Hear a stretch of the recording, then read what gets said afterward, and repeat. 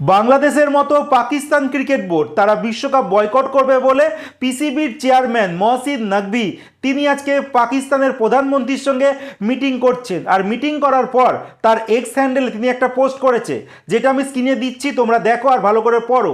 কি লিখেছে? Had a productive meeting with the prime minister Mian Mohammad Nawaz Sharif. এবার নওয়াজ শরীফটাকে তোমাদের আমি ছবিটা দেখিয়ে দিচ্ছি, গুগলে এবার একটু সার্চ করি। এই ব্যক্তি হচ্ছে নওয়াজ শরীফ, আর তার কথা লিখেছে কে? মহসিন নকভি।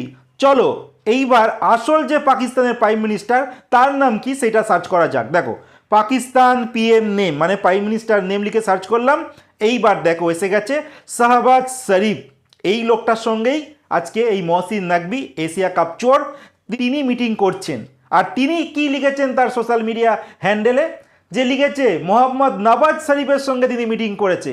এই পাকিস্তান আর বাংলাদেশ কতটা অশিক্ষিতদের দেশ, তারা বারবার বিশ্বমঞ্চে কিন্তু নিজেদেরকে তুলে ধরে, যার বড় উদাহরণ এই সামনেই তোমরা দেখতে পাচ্ছ মহসিন নকভির পোস্ট।